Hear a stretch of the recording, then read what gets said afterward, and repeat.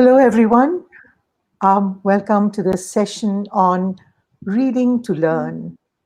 I'm Tara, and with me are Pallavi and Mohanan and Yadu. Um, Now, before we begin, this is just for those who have not attended any of our webinars before and haven't heard of Think before. Think is a collective of volunteers. We are a group that is interested in thinking, inquiring, and questioning, and getting others to think, inquire, and question. Right? If you'd like to find out more about us, do look at our website um, at think.education. Now, today's webinar is the fourth in a series on learning. If you haven't, if you haven't watched the earlier ones in the series, there were three other episodes. If you haven't watched them, they are available. Recordings are available on the Think YouTube channel. Now, following the tradition of the previous episodes in this series, I won't go into detailed introductions of all of us, except to say that Pallavi, who we are glad is here with us, is the principal of the Dr. Kalmadi Shamarao High School in Pune here. So this is what we're going to do. We will chat for about 35 to 40 minutes and then take questions from you. So do put your questions down in the chat box. Now, like all our earlier episodes or earlier sessions in the series, this one is also completely informal and open-ended. So let me just briefly sketch what we hope to do in this conversation. Though open-ended, just to give it a wee bit of structure, I've put down some points for us to talk about. All right, just to lay the ground, the topic for today is reading to learn. Now, the phrase reading to learn is often described in the education literature and in generally as a set of strategies that enable teachers to support their students to read and write at the relevant level in order to build their knowledge. Now, to me, reading to learn seems like much more than that. Okay? So from the perspective of interpreting that phrase, to begin with, I see at least two different ways of interpreting it. One is you want to learn something or learn about something, explore it, and you do this by reading about it. Mm. The other, a second meaning is whatever you read, you do it with an openness to learning, and you learn something from it. There's actually a third meaning, which is the one I think I would go with, which is reading with engagement. You really engage with whatever it is that you're reading and engage with it critically.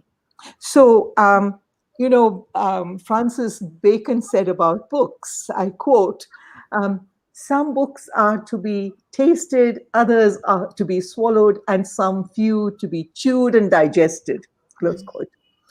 Perhaps we need to add another category to that list, those to be read with critical engagement. And I wonder how Bacon would have phrased that to fit into the gastronomic world. Okay, so with that background, let me ask the other panelists. This has to do with your reading, okay? So what kinds of things do you read? What guides your choice of what to read? And anything particular about the way you read? Could you say something about that? Pallavi, would you take that one first? Sure, Tara, thank you. So So mostly, what I read is books, blogs, and articles on topics that interest me, and those topics could range from something which I am trying to understand, so that I can share it with my teachers. It could be related to teacher education. It could be related to curriculum and pedagogy, on how to develop teacher as a leader. And sometimes, Tara, I do read children's fiction, just to get an idea what young learners are reading right nowadays. So this is mostly what my range of reading includes. And how I read, I prefer a hard copy in my hand. I find it very challenging to read any material online, because I love to annotate. I love to mark, passages and sections or units in the reading material, as important, very important. My first small notes for my reference. So I love to do that. This is how I usually read. Okay. Okay. Uh, Mo, you want to add anything to that? Yeah, I used to read, once upon a time, I used to read lots of fiction, but I find that I have very little time for fiction. Yeah. So sometimes my daughter or my wife reads fiction articles and, that short stories and so on to me. I read books on mathematics, sciences, philosophy, history, all kinds of things, whatever comes my way. And I read, when I read, I have a conversation with the author. So I scribble questions and comments and so on, whether it is a soft copy or a hard copy, all over the place. So once I have read something, if it is a print material, once I have read something, nobody else can read that copy, because it is full of scribbles. Yeah. Yeah. So it's actually, as you can see, it's easy to reflect on what we read and to talk about what we read. Now, if we have the so-called reading habit, but what if we don't have it? What is your take on the reading habit now, for example, particularly that of the youngsters today? We often hear the older generation, like us, that's us, complain that the younger generation, they don't have much of a reading habit. It's missing in their culture and so on. Um, if is that true? What is your take on that? And if you think that is true, why do you think it is that way? Pallavi, over to you. Yeah. So, Tara, why isn't, I think they're not it's not like they're not reading, the new generation. They're not reading enough. Okay. And maybe one of the reasons could be because of the digital invasion or the social media, where reading content is brief, very crisp, and kind of on the go kind of reading material. So that's the reason that they find it challenging to read complex reading material. They don't have the patience to deal with that. And if I may take the liberty of saying that sometimes students believe that reading a textbook is a good reading habit. Yeah. I find that among my undergraduate students, when I ask them how many fiction books have you read during the, let's say, last 2 or 3 years, there are many who haven't read a single fiction. Yes. I said, how about nonfiction? Again, there are quite a few who haven't read a single nonfiction book other than their textbook in their lives. A few years ago, I asked my students to read a 3-page article and summarize the article in 2 or 3 sentences. And the students came back and said they were exhausted reading 3 pages. Okay. This is exactly like if you ask me to walk a couple of kilometers, I'll be exhausted. I think it's the same thing. They're not used to it.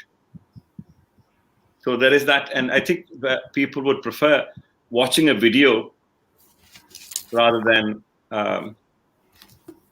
reading like 5 pages. And even that video, they would rather watch a 5-minute video and not a 1-minute talk. Sorry, when I say 1 minute, I mean 1 hour talk. Mm. Okay, so the fast pace of life today probably is a Yeah. major contributor. Yeah. Yeah, okay. So now going to the title of this session, Reading to Learn. In the literature on in the education literature, we hear of the phrase juxtaposed with and contrasted with the phrase learning to read. Now, in learning to read, the ability to read is the outcome of a particular learning process. And in reading to learn, that reading is a means to learning. Would you like to comment on the contrast between these two and how they are related, Pallavi? Yeah. Sure, Tara. Thank you. Uh, for what I understand is learning to read. It's kind of starts during the early years of a child's education, and consists primarily of concepts of print, phonemic awareness, phonics, decoding, and memorizing basic words. So they continue with this process of dealing with all these components of reading, that is, phonics and print and words, and then gradually achieve fluency. And then they are getting ready to read difficult texts and begin the process of reading to learn. Mm.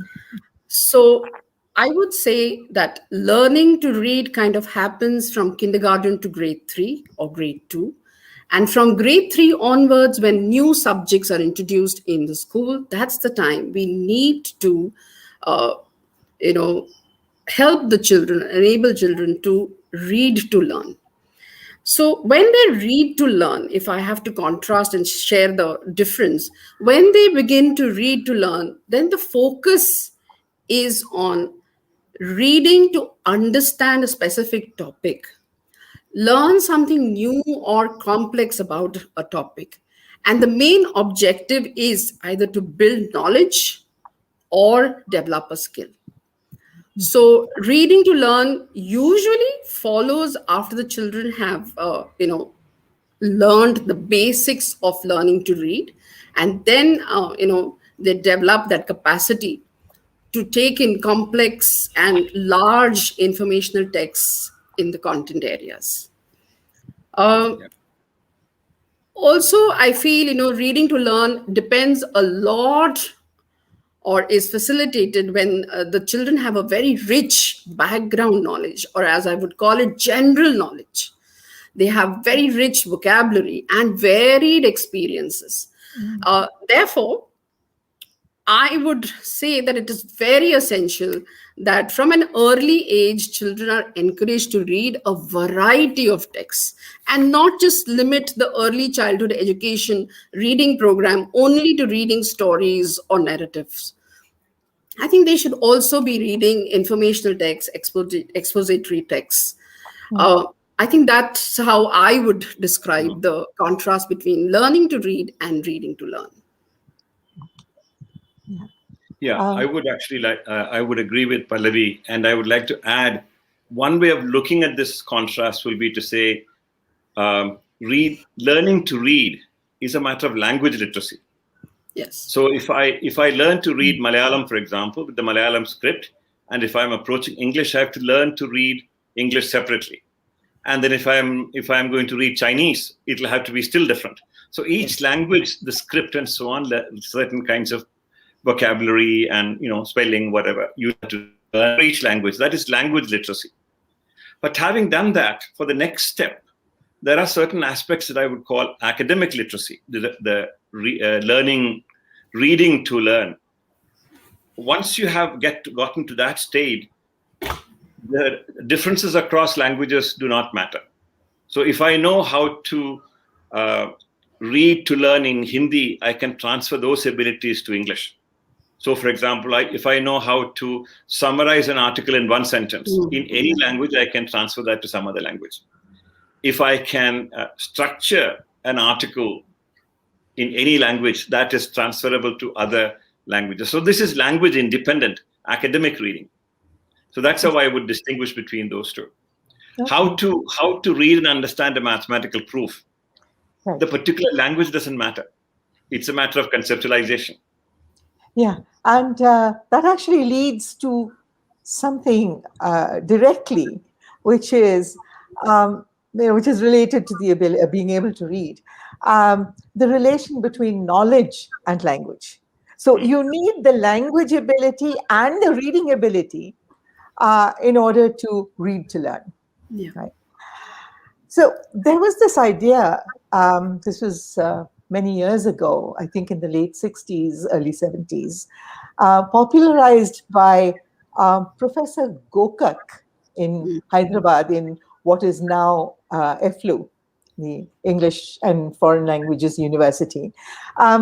His idea was, no, Professor Gokak was one of the early leaders of language education.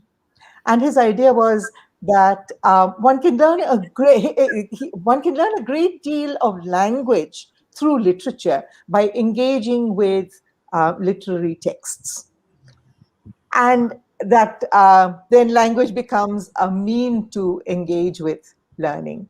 And he called this language through literature. Now, we could actually flip this around and say literature through language, where once you have the language, you can engage further and further with literary works. And then you could actually expand it to other domains where, so my question really is, it leads to, can we then use language, not only reading, but also writing, speaking, listening, and so on, as a means to learn not only literature, but philosophy and history, sociology, biology, chemistry, just about any subject, physics, math, right? Because each of these fields would have its own discourse, its own concepts, and the words that are related to those concepts. So that, you need, and certain turns of phrase, which are peculiar to a particular domain. So should we be saying knowledge through language? Is that feasible? Mo, would you want to take that first? Yeah, actually take Gokak's phrase, language through literature, and you could say language through philosophy, language through science, language through history. All these are possible, but now you're saying the focus is on language reading, but different subjects are used in order to gain ability to read. If you flip it around, you can say reading to learn philosophy, Yes. reading to learn mathematics, reading to learn science, reading to learn history. And this is where you say reading to acquire knowledge of any subject. And I think that's what reading to learn anything you want to.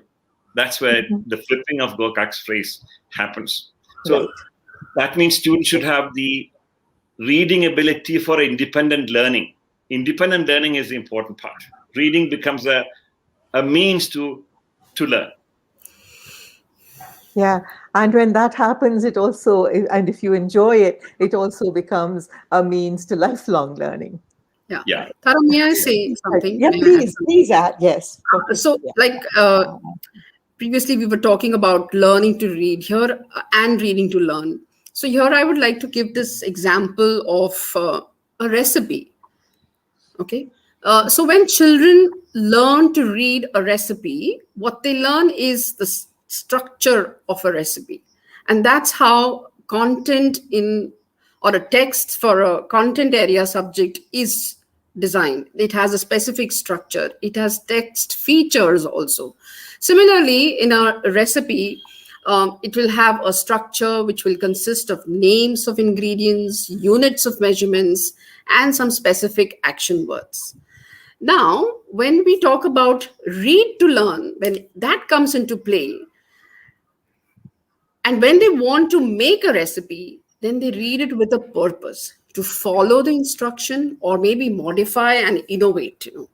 So for children to be able to read to learn large texts, they need to understand the structure, they need to understand the design, they need to understand few strategies on how to read to learn.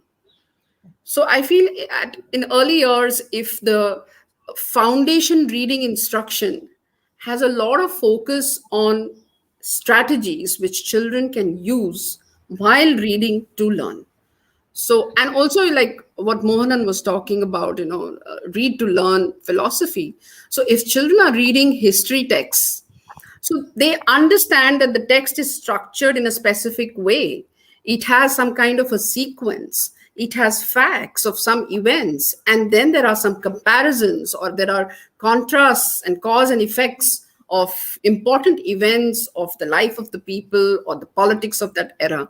So this is how I feel, in language also, during when they're reading stories, if they understand the stories have a structure, stories have a setting, they have characters, there is a problem, there is a solution. It is structured in such a way that there is a beginning to a story, there is a middle to a story, and there is an ending. So if they can transfer that knowledge to content areas, it definitely helps the children. Yeah. So you're saying language, even language there, is far more than just the vocabulary and the sentences. This is what I meant by the discourse. Each area has its own kind of. And yes. And you're also saying that this begins, actually we think of it at a later stage, but you're saying it begins very early. It begins very early. To learn, yes. Because you know what, if we focus a lot in the foundational years, that when they're listening to story, there has to be a purpose. And the purpose could be just retelling the story in the sequence that it was narrated, or trying to understand how the characters behaved in a story. Did the setting of the story have did it influence the actions of the characters? So, and also think critically, how did the characters or the setting contribute in solving the problem that was there in a story, So I really feel if we have a strategy-driven instruction, reading instruction, it helps in understanding the subject areas which they will be, dealing with in their senior classes. All right. Yeah, you mentioned, sorry, go ahead. No, I was going to say, as Pallavi suggested, purpose is the most important part. Yes. So if you're reading, for example, an autobiography, the purpose is to know something about the person who is writing it. Correct. Even when it is a regular biography, again, the purpose is to understand the life of that person. But if you're reading, for example, a philosophy article, the purpose is not to learn something about the writer. The purpose is to critically engage with that. You are going to ask, why should I believe what the writer is saying? You don't ask that question about autobiographies. The purpose is very different. So this is what you call argumentative writing, in which the author presents a claim and justifies it. Its structure is very different from the mere information sharing, article. When you read a recipe, you are not going to ask the recipe writer, what is your evidence? What is your justification? Those things are not important. But you do ask that question if you're reading an analytic philosophy article. So it's important to distinguish between these two. Yes. Yeah. Actually, Pallavi, you mentioned something interesting even in reading stories, which is critical thinking of the story itself. So there's so much information that's available now to children. When we encourage them and expect them to learn to read, we also need to equip them, not just them, but ourselves as well, to distinguish between what has now become a buzzword, fake news, right? And reliable news. And how do we do that? And also to distinguish between what you might call fake knowledge, right? And credible knowledge. And between knowledge and opinion. Now, how do we do that? Your thoughts on that? Okay. What we do in school is when they're reading informational texts, or let me begin with with fiction. When they're reading fiction, or when they're reading poetry, it's very important to make the student understand that these are the thoughts of a writer. And the writer has that freedom to, sequence his thoughts in such a way to take the narrative forward, right? Similarly, when they are doing informational texts, uh, we need to make the children, help them to understand the difference between facts and opinions. So there is a beautiful strategy, where you kind of draw a table and ask the child to read, and then, make a list of uh, information that is factual information and information which is in the form of an opinion. How do we differentiate? If there are pronouns, then like I, me, us, we, then it is some kind of an opinion which is being shared. But if there is data, if there are figures, if there are names of real places, then it's a fact that is being mentioned in that informational text. So this is how usually we help the children to differentiate when they're reading informational text, differentiate between fact and opinion. And how, of course, again, opinion, children get carried away by opinions of the adults, especially the teachers in the class. And it's very important that, teachers help the children to understand that opinions may vary from person to person, but facts remain the same. Okay. Yeah. You want to add anything to that? So let me take a concrete example. Suppose you read, this is a response to the question about fake news. So suppose you read this sentence in a text. Research shows that this medicine cures, let's say, cancer, or this medicine cures COVID, or research shows that this medicine cures COVID, cancer, clinical depression, and flu. Okay? The moment somebody says this medicine cures all of them, some alarm bells should ring in our mind saying, no medicine can cure all illnesses. That is one. So you should immediately sense there is something wrong. But even if it is something very specific, let's say the bark of this tree cures cancer. Research shows that the bark of this tree cures cancer. The first question to ask is, where is the evidence?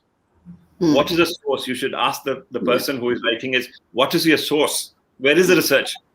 And you should be able to check whether that research is credible or not. Minimally, you should be able to check if that research comes from a credible journal. So, for example, if that is published in a journal like Science or Nature, you say, okay, chances are that the reviewers would have done their homework and I can kind of trust it better, as opposed to some journal that somebody publishes privately and there is no review process, right? Then you should be less trustful of that kind of I'm not saying that everything that is published in Nature and Science, are reliable, completely reliable, and nothing that is published outside is unreliable. Nothing that is outside of that is reliable. What I'm saying is the probability of publication in Nature and Science being on the right track, more credible, is greater than the possibility of that being for example, in a school magazine. Okay, so you must be able to make those judgments, but ideally you should be able to go to the source, the research, and and read that research literature and evaluate the research claims on your own. That's what it means to be sensitive to fake news. It looks like there was a study done at Stanford. They did this with undergraduate students. And they discovered that 90% of undergraduate students, even in a place like Stanford, didn't know the distinction between fake news and credible news. They were not able to tell the difference between fake news and credible news. That I think is a huge problem, crisis in institutionalized education today, not just in India, but outside India as well. I don't know if it's just institutionalized education. A lot of this, the problem in the sense that we don't in curricula make sure that students can distinguish between the two. If that's what you're calling the problem, yes. But it's part of it is because the fake news sources have become so they're all over. And a lot of them come through WhatsApp forwards and things like that. And there is so much of it that it becomes difficult to sift through that. Hmm. Right? So Yeah. that's part of But the problem. this can be done if you have a course, let us say a course, 1 semester course, 2 hours a week on how to learn from the internet. Mm. This should teach you how to distinguish between poison in the internet and nutrition in the internet. So if students are taken through such a course, specifically for how to learn from the internet, or how to learn from YouTube is full of extremely good stuff and also extremely toxic stuff. And we should help our children to protect themselves against toxins and get the nutrition from YouTube and the other written documents on the internet. Yeah. No, I just realized there's something that I should have brought up right at the beginning, which is why should we read to learn?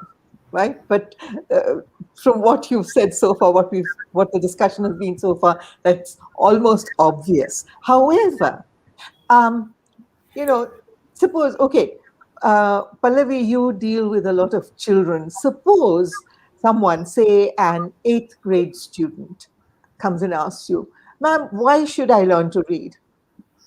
I don't like reading. Why should I read? What would you tell her or him? So I think the first thing, what I would tell the child is that if you want to understand the world around you, you need to learn to read, and you need to read to learn. Read Yes. to learn also. Those two phrases are a little confusing at times. So yes, to understand, to build knowledge, to communicate ideas. Uh, there are so many things that the children are doing. Like if I give an example, uh, right now our students are working on a project, which is organized by National Space Society US, and in this project the students are expected to design a space settlement. So now if a student doesn't read to learn how to design the space settlement, uh, the science that is required, the right science that is required, if he has not learned to read, or he has not understood the significance of read to learn, then he is not going to be able to retrieve information or recall information for the background that he needs to develop this settlement. So if the child says, why should I learn? I think the answer would be, in order to be a more contributing citizen, to be a little understand the world. I would kind of keep repeating that, because he'll lose out on a lot of things if the child has not read a variety of texts around him. Tara, I think your question is not about primary school kids, like let's say 4th grade kids, but let's say secondary school kids or undergraduate kids. Because in the primary education, they learn to read, and they graduate to read to learn later. Let's say probably when they're in 5th grade or 6th grade or something like that. So if a student in secondary school or undergraduate student asks that question, my answer would depend upon whether they want to continue learning after they graduate. So let us say you are a mathematics graduate, you have an undergraduate degree or master's degree in mathematics, or you have a degree in physics. And then when you are 30 years old, you suddenly get interested in neuroscience. Okay, you are not going to learn neuroscience by taking a course in neuroscience in some university. There is a lot of material available that you can read and learn. So you can learn neuroscience on your own. You can learn philosophy on your own. You can learn history on your own. You can even learn a lot of mathematics on your own by learning to read. Mm-hmm. A great deal of the mathematics that I learned came after I did my PhD. By reading books on mathematics. There are fantastic books on mathematics, fantastic books on physics. So reading, in other words, is a window to learning. If you want to continue learning after you have graduated, then you have to learn to read. There is no other way. There's no other way. Yeah. And you have to learn to read to learn. Yes. That's right. Yeah. Yeah. Yes. Okay. So an important aspect of all this discussion so far. It's been an interesting, we've got interesting perspectives. Um, it's the importance of the reading habit and the ability to learn, the ability to read to learn, right? Now, is this something that can be built into a school curriculum, for example? What would be the components of this, and um, how would how would you go about it? Do you have any comments on that, Pallavi? Sure.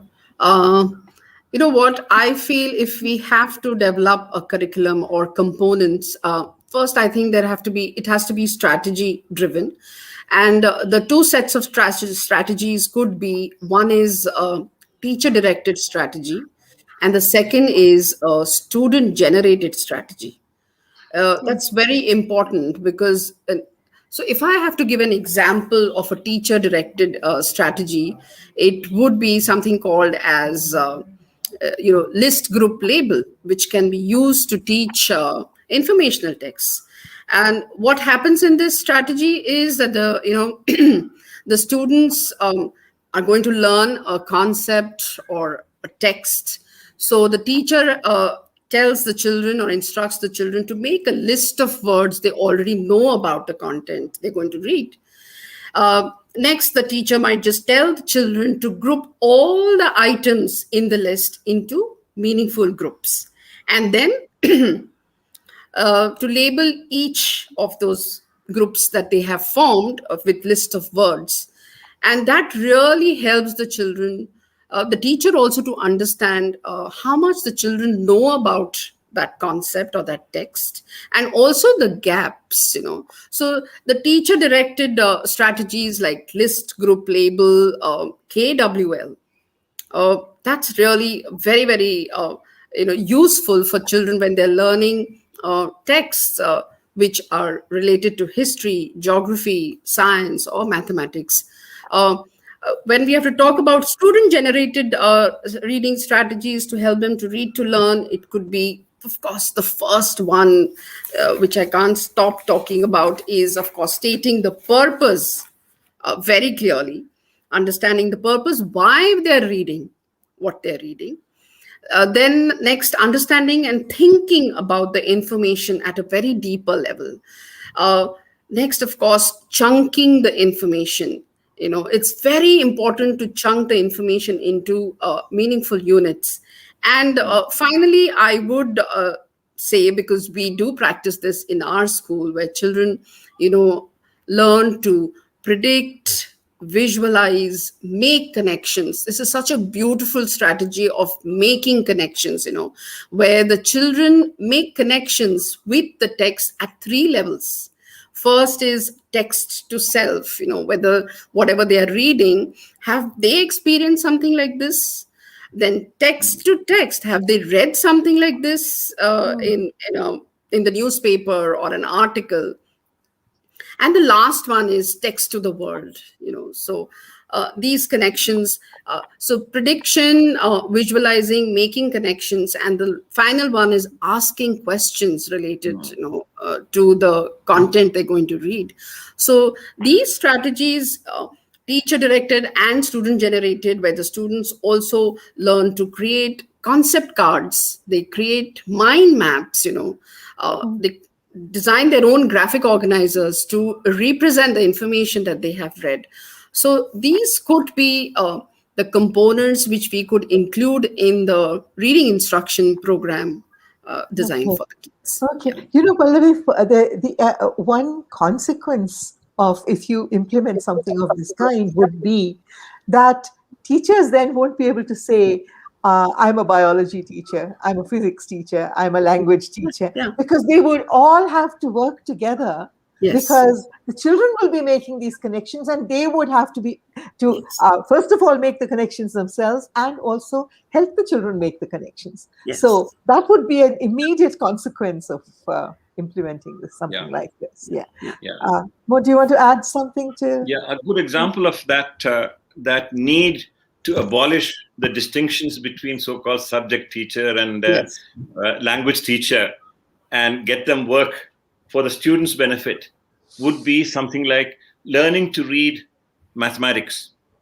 Okay. So in mathematics, definitions are extremely important and axioms are extremely important. So it's crucial that students learn to read single sentence definitions and understand the definition very clearly. And even if you change one word in the definition, the consequences are huge, because mathematical proofs are based on definitions and axioms. And to learn how to construct definitions, how to interpret definitions, how to use definitions in an argument, you need the combination of language teachers and math teachers and physics teachers and so on. That's crucial. So you cannot separate the two things. In subjects like this, the philosophy, it is not a single, let's say, half a page proof, like, for example, Euclid's proof of prime numbers. But there will be a proof extended over, let us say, 5 pages, 10 pages, sometimes even 300 pages. So let's say somebody wants to read Darwin's Origin of Species. That's an extended argument, a 300-page, whatever, long argument. To read that, you read a different kind of mindset. It's also a proof for his hypothesis of evolution. That requires a slightly different kind of reading habit. Both are proofs, but different kinds of proofs. In mathematical proofs, you pay attention to each word carefully, but in a proof for evolution, it is not each word. Of course, in some cases, sometimes each word is also important. And you have to learn how to skim, how to read large text, how to read small text. All these are part of the read to learn habit. Looking for logical contradictions. I find that this is something that students have to be taught. Give them a text, and they'll say there is a statement on the first page, there is a statement on the third page, another statement on the fifth page. And can they detect logical contradictions across pages? This is an extremely important habit.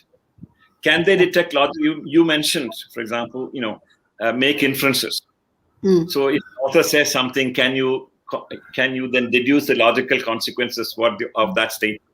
These are our reasoning ability, for example. All this is part of reading ability. And this is not restricted to, any one type of teacher. All the teachers have to work together. The language teacher, the math teacher, the science teacher, history teacher, all of them have to come together as a single team to help the student. No division. Okay, I think that may be a good point to kind of start taking questions, because we've gone a little over time, I just realized. So,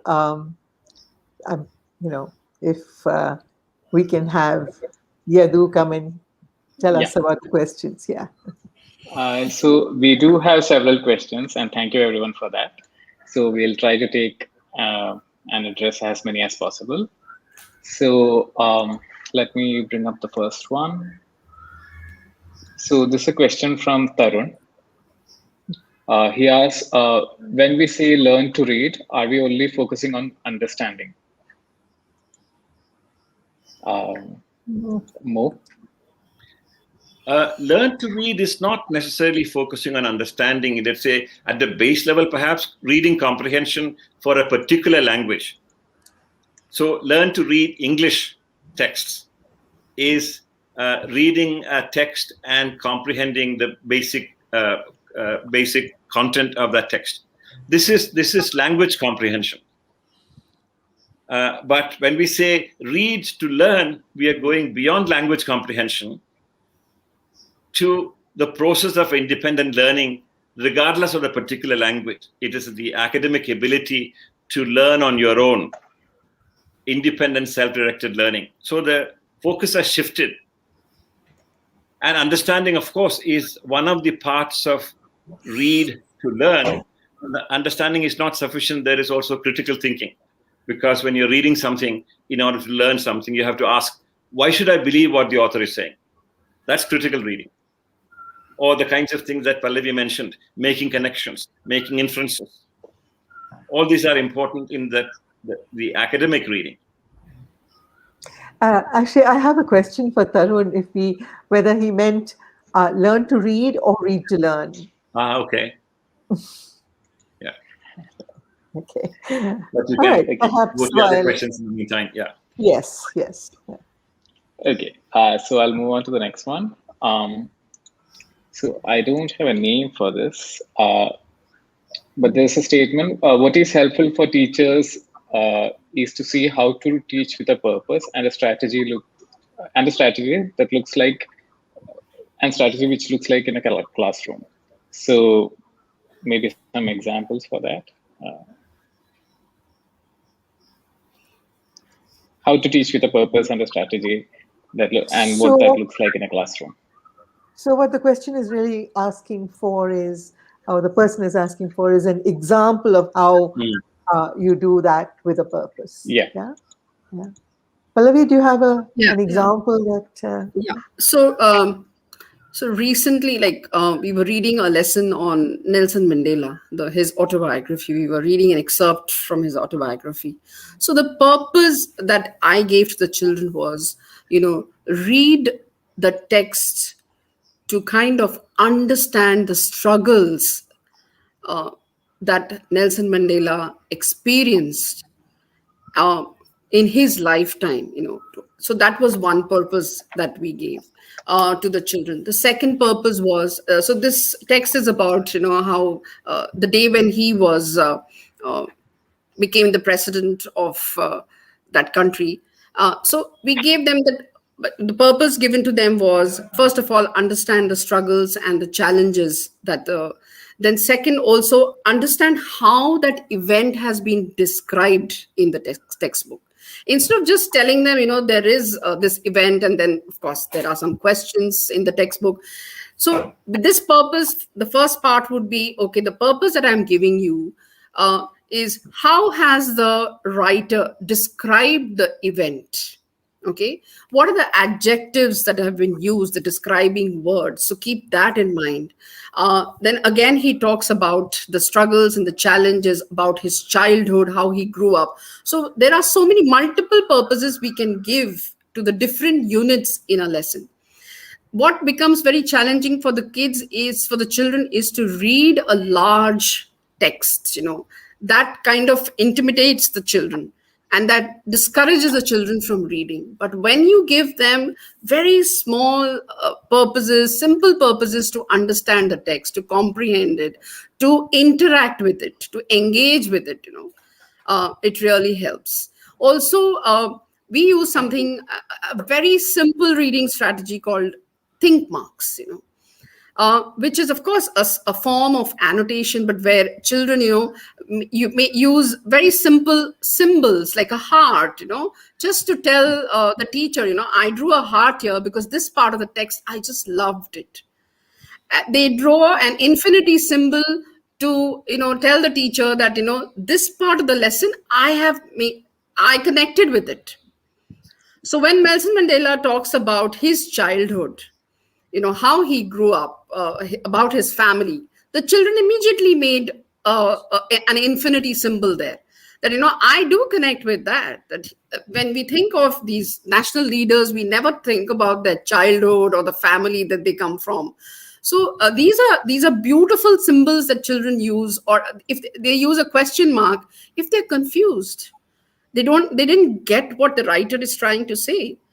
So these are also some purposes that we can give to the children, that a part which you loved reading in the text, something which was very confusing, something that touched you, something that you connected with.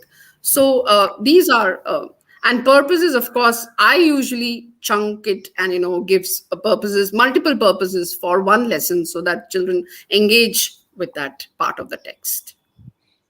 Nice strategies here. Yeah. I don't have lots of experience with secondary school education. My experience has been largely in tertiary education. So let me outline a strategy which I think will also work for secondary education. One of the things that I do is I use what is called flipped classroom. What that means is this: in a regular classroom, traditional classroom, the teacher gives an exposition. If the teacher wants the students to understand X, the teacher gives an exposition in the classroom and then asks the students to consolidate by reading. If you flip it, the teacher gives the reading first. Suppose I want my undergrad students to understand a rudimentary and develop a rudimentary understanding of biological evolution. instead of lecturing to them on evolution, I give them let's say a 5-page or 10-page document on evolutionary theory. So this is their introduction, first exposure to evolutionary theory, let's say. This can be done in secondary school as well. But with some questions. The questions give the purpose. So I would ask questions like, what is the main claim of the author? Okay. What evidence and arguments does the author give you in support of that main claim? How do you evaluate the evidence and arguments of the author? Can you think of other reasons, other considerations that would impinge upon the claim? And after you have examined the claim, the evidence, and other considerations, what is your judgment? Should you accept the claims? Should you reject the claims? Or should you hold it, for later consideration? These questions that go with the reading define the purpose. So I give that reading with the questions to students and say, okay, we're going to discuss it in the next class. Come prepared for discussion. So the class discussion is not for, the reading is not for consolidation. The reading is for learning, and the class discussion is for consolidation. This is what is meant by flipped classroom. The roles are reversed. And that way, the teacher doesn't have to waste time giving an exposition, because the exposition the students can learn at home on their own. They can even discuss it with their friends. But the classroom is where the teacher is needed to provide what the reading cannot do, where you need a human person to interact with, and also to guide the discussion in the classroom. So the teacher's time in the classroom is made more efficient by the strategy. Okay, I think. Okay, so I will bring up Lalit's question next, which is kind of related to what Pallavi and Mo were talking about. Would other important reading to learn skills, what would be the other important reading to learn skills be? Grit and perseverance. It's very easy to just give up because of difficulty and abstractness. Yeah. Of course. Yeah, that's true. That's true. Pallavi, have you experienced this problem of not having sufficient grit, students giving up fairly easily? Yeah, so they kind of do, some students do lack the stamina to read, large chunks of information, or even lessons from the textbook also. And so the reasons, of course, could be because they've not got trained in the skills of learning to read. So they're not able to process the information which they read in the higher classes. But I totally agree with Lalit when he says that, an important skill would be grit and perseverance, because, if they really want to read complex texts, it requires these two attributes, definitely. Yeah. Yeah. So here, I'll just give an example. Yesterday evening, I was in a meeting with my students, and one of my students wants to become a rocket scientist. He is right now, he's also started his own company, where he wants to design rockets. And so I was asking him, I said, what are you reading? And, where do you get these sources, or, how do you know what to read in case, because you want to design a rocket. So he's even designing models. He is, of course, they're all prototypes, but his idol is Elon Musk, and he says, I read a lot of content related to rocket making and rocket science.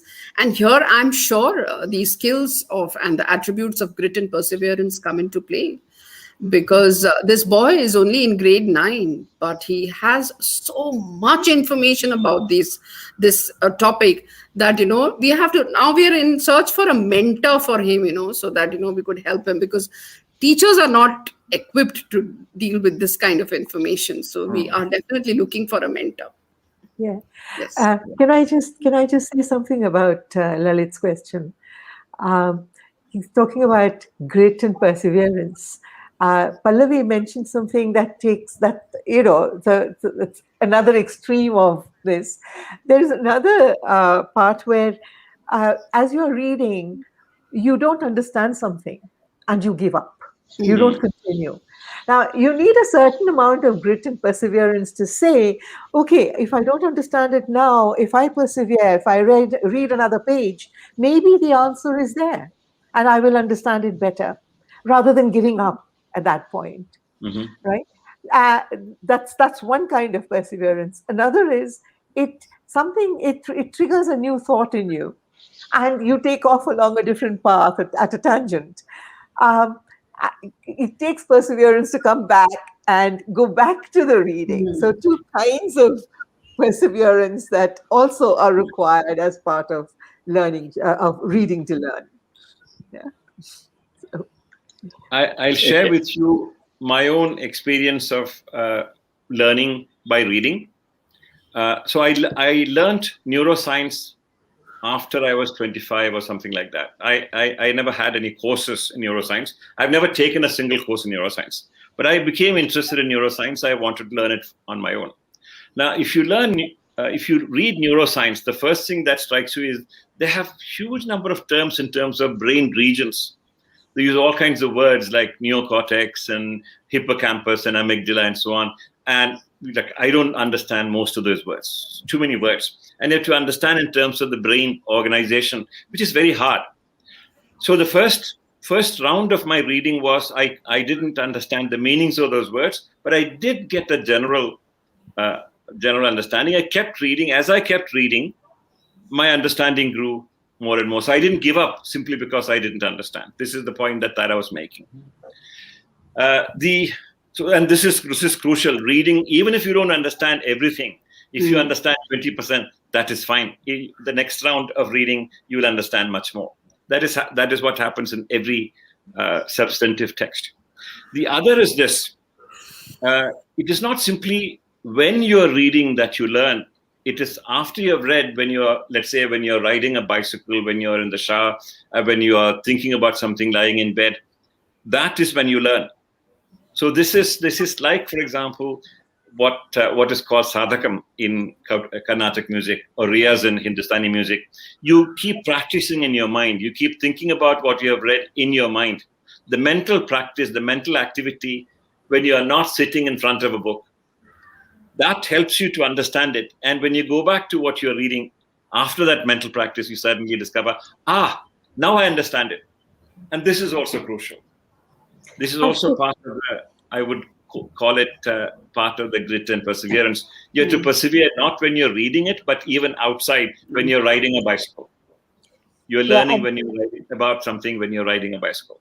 And that's the time when it's not just I understand it. That's also the kind of situation which leads to insights and new intuitions and things like that. So, that's when the reading for pleasure comes in, because you're lying in bed, you wake up at 2:00 in the morning, and something that you hadn't understood, you suddenly understand when you're lying in bed, and you have an aha moment. That aha moment is sheer joy. And that gets you addicted. And you want more and more of those aha moments. Okay. So I think you should go on to the next question. And the next question is a bit similar to what Mo was saying at the end, which Nina asked, and I think Michelle also asked. What about reading for joy and reading for pleasure? Right. Yeah. Actually, so I think I'd just like to make a distinction between reading for joy on the one hand and reading for entertainment on the other.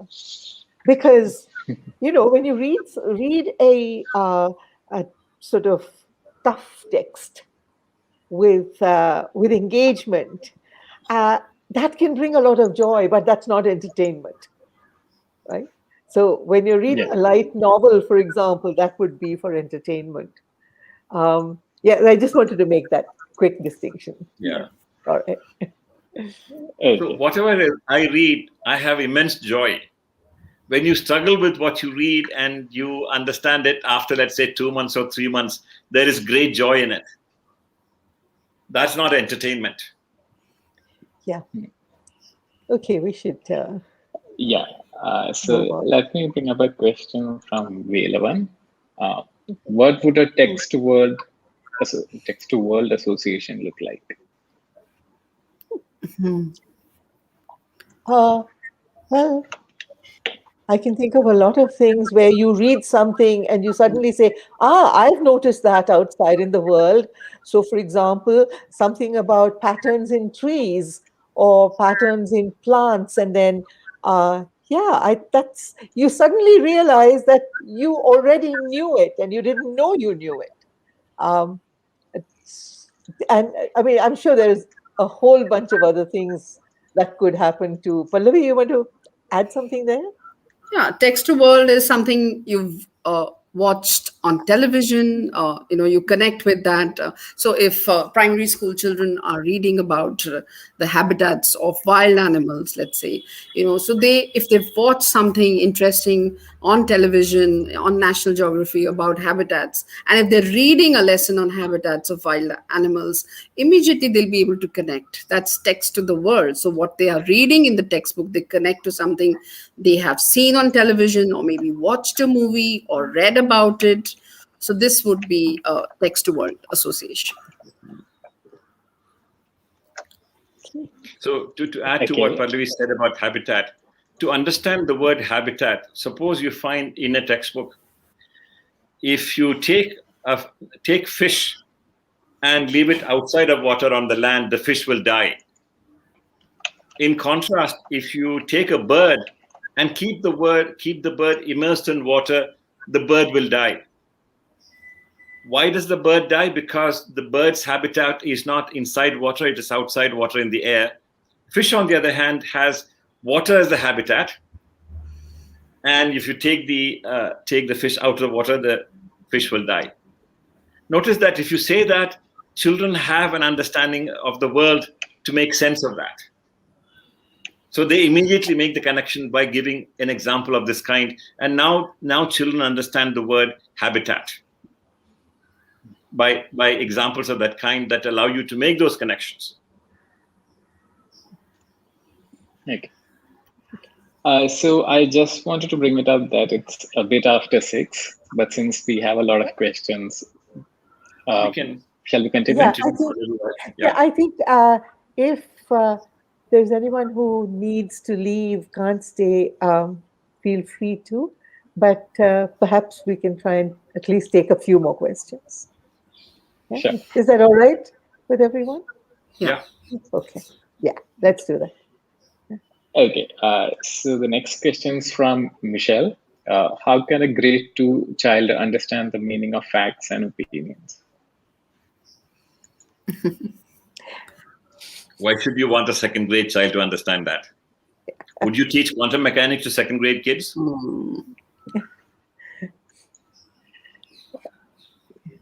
No, I think there might be ways of telling a child, look, this is something that, so I don't think he's sleep, right? And the child might say, no, I have seen trees, their flowers sort of close at night and so on. Is that, so at that point, is it fact or is it, I mean, there are ways, I'm sure, I don't have a good example, but I'm sure so there are if I ways can help you, Tara, with an Yes, example. please. Thank If you. we are, teaching children talk about themselves, okay? So we tell the children to give us some true facts, true information about yourself. So they'll say, okay, I'm 8 years old, I live in Kothrood, or my father has a business and my mother goes to office. So these are facts about the child. And what does your mommy think about you? Oh, I'm a very naughty child. This is an opinion of the mother. So this is how we might not use the words facts and opinions in grade 2, but definitely we can use examples like this to talk about themselves in terms of true information about, like, what is my height, how old am I, which school do I go to. These are all facts about the child. And I'm a very naughty child is what my mom says, my teacher says. I'm very punctual to school. So these are opinions of teachers and people around him. Yeah, nice Okay, example. so I take back Yeah. what I said about teaching the distinction between facts and opinions to second grade kids. And I think children, well, second grade kids understand it. It's just that, like Pallavi said, you don't use the word fact and opinion. Yeah. Okay. It is indeed possible. Yeah. Yeah. Okay, I have another question from Nirmala. So, do you feel that prescribing too many books for teaching English in early years kills the love for reading? Isn't this just plain reading and enjoying enough till age 10? Oh, Mohanan would love to answer this question. I think prescribing textbooks is actually the best way to destroy kids' minds. Yeah. So instead, let the kids read what they are interested in reading, whatever it is. So if you give them a collection of books like a buffet table and say, read whatever you want to read, it should be their decision, not your decision. So this idea of prescribing textbooks for reading to kids is one way of killing the joy of reading. If the kids want to read, let us say, comic books, whatever, graphic novels and so on, I'm talking about younger kids. Or if they want to read adventure stories, if they want to read fairy tales, leave it to them to read. They will learn to read by, engaging with whatever it is that they want to read. So the desire to read should come from them, not imposed on the kids by the teacher or the school system. One very good exercise that I've found that children love is give them a bunch of books and say, pick your favorite and read it, and and tell us about it, and tell us both what is in it and why you like it best.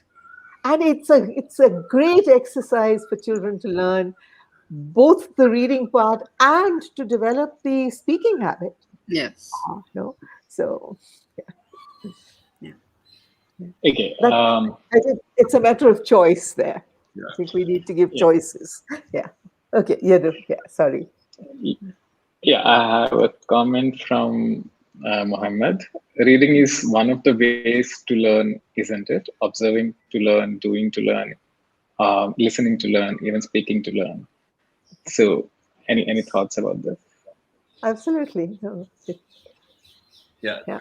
This is what Tara meant by knowledge through language. That is knowledge by reading, listening, writing, and what was the fourth thing? I forgot. Speaking. All the four skills. Yeah. But I think there's another aspect here, which is observing to learn, learning directly, not through reading, but by looking at the world around you. Yeah. Yes, absolutely. Yes. Yeah. So there are different paths to learning. We were talking about only the use of language in order to learn, but there are other ways, other paths to knowledge. Okay. So let me bring up a question from Nina. Do you think some of the outcomes of reading to learn are innate, like making connections, worldview, aesthetics of language, and expansion of imagination?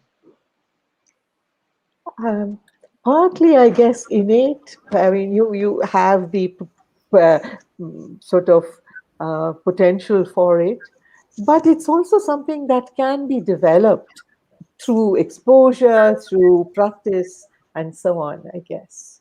Yeah. Okay. Pallavi? Yeah, I agree with Tara that, of course, some children might have this ability, but for most of the students in the classroom, we need to develop through a strategy-based instruction where you help them to, understand how to make connections and how to appreciate the text.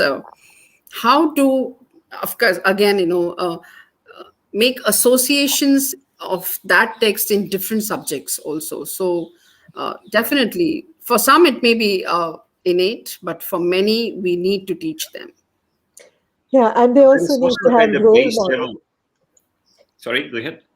No, I was saying they also need a role model, sort of, they need to see it being done by others. Yeah, yeah. Yeah. Otherwise, so you're talking about the sensitization. So, for example, a kid who has never seen ballet dance would never say, "Oh, I want to learn ballet," or a kid who has never heard, let's say, uh, Hindustani music would never say, "Oh, I want to learn that." So there is a kind of sensitization.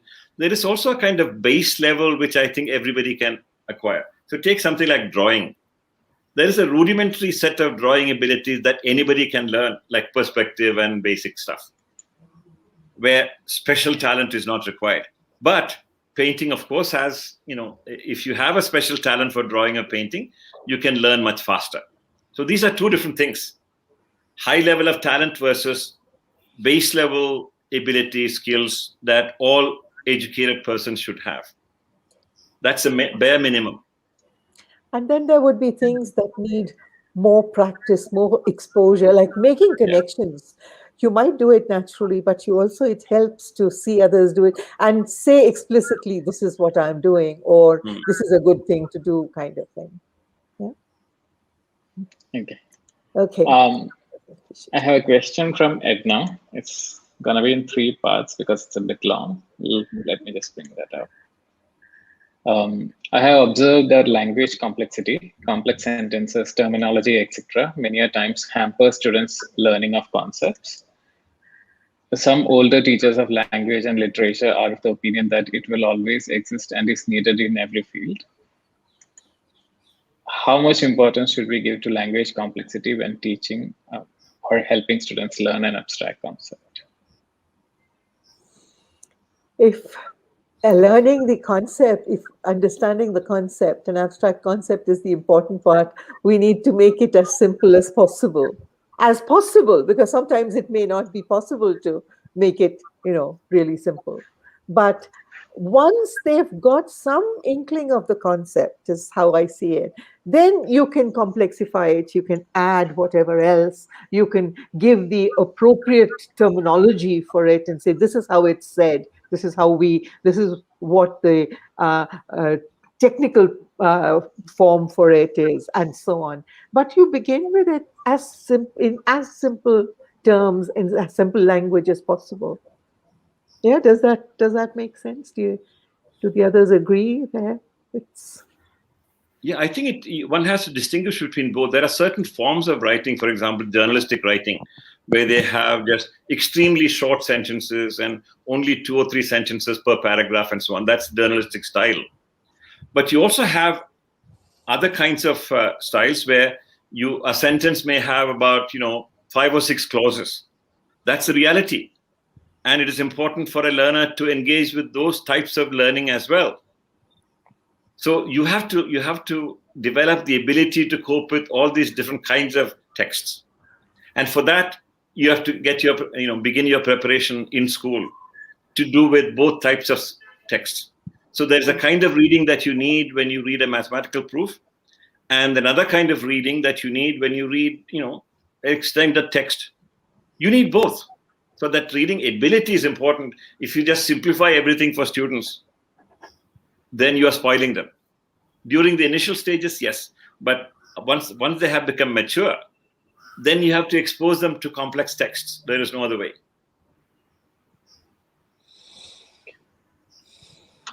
So this question from Chirantan. Would it be an interesting, I think he means exercise, to make children journal their opinions, track how opinions change with time, and as they read more, critique opinions and form theirs based on the more reliable evidence? Oh yes, that would be a great exercise. No question. By doing this, they are also learning to think carefully, which is very important. So, and another thing that they're learning in the process is to abandon an earlier position, which is important to learn, because sometimes it's very difficult for us to change what we believe, and this is great training in that. Yeah. So something I just thought, if young teenagers are, start journaling their opinions about self, and how it'll change over a period of time. And when they are in their 30s and 40s, go back to the opinions they had as teenagers about themselves. How has it changed? How has it transformed them? That would be such a lovely exercise to do with the Yeah. children. Yeah. Yeah. Definitely. Yeah. So we have a question from Garvit. If you don't understand something in reading, isn't it better to read the same concept from a different source instead of reading more pages to understand the concept? You will probably need to do both, because if you go somewhere else, you're not sure if the word is the same word is being used for a different concept or the same concept. And also, uh, it's important to understand the concept in the particular context. So it's a good idea to do both. I don't think there's any. You shouldn't Yeah. restrict yourself to one or the other. Yeah. I think you're talking about rereading. You read a paragraph, you don't fully understand it, you read it again immediately afterwards. You may also reread a book that you read a year ago. It's important when you reread a book that you read a year ago, you have a much deeper understanding. Mm-hmm. And there are books that you read again and again. For example, a classic example for me would be the book Einstein and Infeld's Evolution of Physics, which I read, I don't know when did I read it? Like in the In the 80s, 80s, early 80s or 80s. something like that, Yeah, right? yeah, And yeah. it made a huge impact on me. And I have been reading it, every 5 years or so. And I'm still reading it now, Yeah. in the process of reading it. And I have a much better understanding than I had about 10 years ago. Actually, I think Garvit is talking about something that came up in the grit and perseverance context, where Yeah. I was saying, if you don't understand something, don't give up. Keep reading, and it might become clearer. Well, that can happen. And in the meantime, if you don't have the patience to do that, you might want to go elsewhere and find out, and then come back. But don't give up on this one. So, Yeah. right, okay. So there's a question from Snehal. I think I really started processing books when I started facing real problems. What could be one's motivation to read when the immediate need to learn isn't there? One immediate need to learn. If you're talking about learning to read, then an immediate motivation for a child is you read a story to the child, stop midway, leave the book around, and the child is going to pick up that book and learn to read just to be able to get the whole story. Okay, motivation could even be something as simple as that. Um, so I I don't know if that answers Yeah. your question, but I'm not sure what Snehal means by real problems. mm, So mm. for some people, a real problem would be a leaking water tap. Okay, or there is some problem in the kitchen. There is a stain and doesn't disappear. That's a real problem. In contrast, something like understanding behavior of ants may not be a real problem for some people, but others it will be a real problem. For me, for the last few years, one of the real problems has been the question: is time an illusion or is it real? Now, most people would think, why are you interested in that? It's a real problem for me because I'm interested. So the word real problem depends upon what you're interested in. That's all. And as your breadth of interest increases from a very narrow domain of your practical problems in your everyday life to other kinds of interesting problems. Real problem, for example, is eliminating poverty for other people. Is that a real problem? Or is the only real problem your own poverty? It's a huge difference. So it depends upon what you're interested in. So maybe in the Okay. context of school students, it could be the motivation could be the ability to write an exam. Yeah. When the immediate, Yeah. there may not be an immediate need to learn because he or she doesn't have interest in that concept or in that content. But the motivation could be that he has to learn to write an exam, maybe. Yeah. But there are also kids in even like, for example, eighth graders and ninth graders who, if they're given an interesting problem, the problem that interests them, they would work on it. So I Yeah. remember there was a workshop for, I think, I'm not sure, eighth grader or ninth grade, I'm not sure. Are you And talking we about the used to color theorem? Hmm? Are you talking about the color theorem? Color Yes. theorem, yeah, most abstract stuff. Right. A This was problem eighth that and ninth. took Yeah. mathematicians more than 100 years to solve. We suggested the problem, and we said something like, you may not, you don't need more than, it doesn't matter what it is. You don't need more than 4 colors to color a map such that no two adjacent regions have the same color. The kids got so interested that we got calls at night long after the class session and so on. They were calling each other and so on. And the parents said, what is happening to our kids? They're talking about some problems like late at night at 10 o'clock, 11 o'clock, and so on. And the parents had never seen kids getting so excited about learning. So it got their interest. They became addicted and they wanted to learn. And then there was a class session in which the kids wanted to come up with a proof which we thought would be beyond their range. And one of them came up with a proof. Said, oh, don't worry about the proof. You won't be able to. And the kids said, no, we want to prove it. So we said, okay, go ahead, try. And to our great surprise, they discussed it and came up with the proof, fantastic proof. Yeah. This was remarkable. Yeah. Okay. So we have 3 questions which are kind of similar. And I think considering the time, these can be the last ones we take. Okay. Let me just bring that up.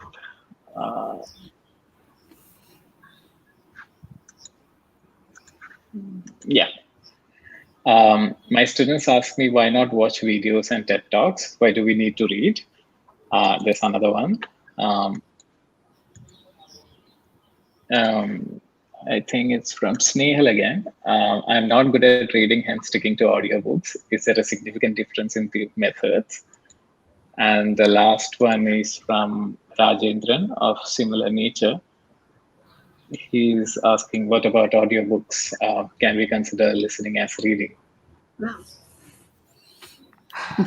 Pallavi, do you have any?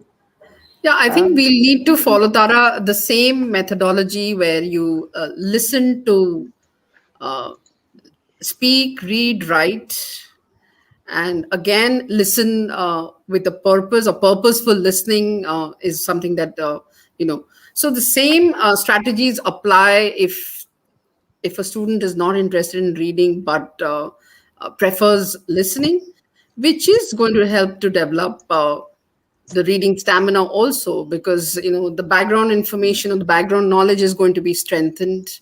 The vocabulary is definitely going to be built, and the experience that the person is going to get listening to audiobooks or audio content, even viewing. For example, in school also, when we show films and videos to children, we definitely mention the purpose for viewing. So those similar strategies can be applied here. But people who are listening, wouldn't they automatically learn to read, speak, and write? Yeah, and also Effectively, not. Yeah, effectively. yeah, and I mean, reading is just such a different activity in a certain sense. You're not.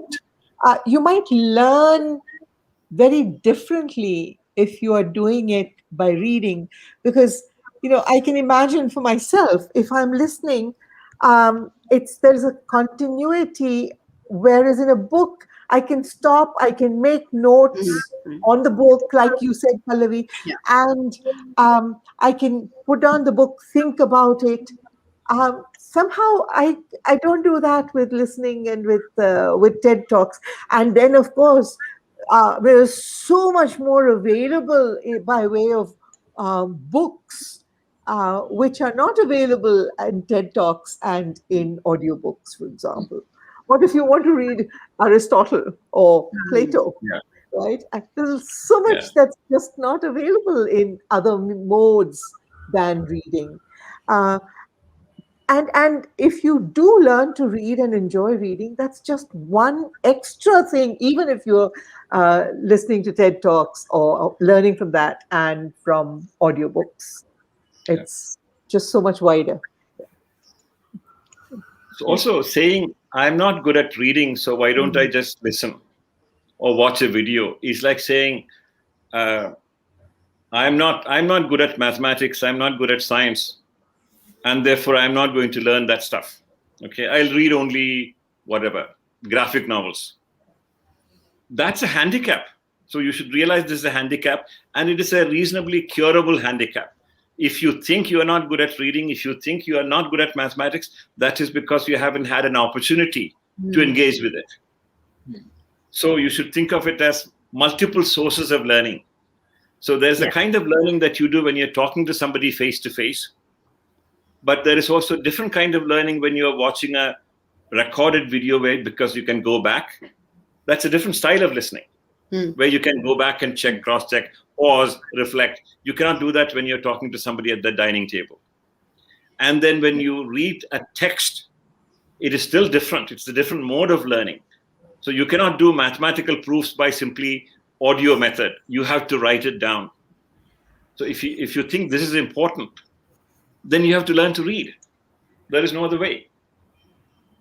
So all these different channels of learning are equally important. It's like saying you need to have carbohydrates, you need to have proteins, you need to have different kinds of things. If you eat only carbohydrates, that's a very unhealthy diet. Yeah. Okay, so I think that brings us to the end of the session. Tara, any final thoughts? Just no, that's it, Yadu. Thanks to everyone who joined us for this so-called fireside chat. I hope it's been useful. We hope you've enjoyed it and that you will join us for our future sessions as well. Yeah. Thanks, everyone. Thank you. Uh, Thank you very much. Thank you. Yeah.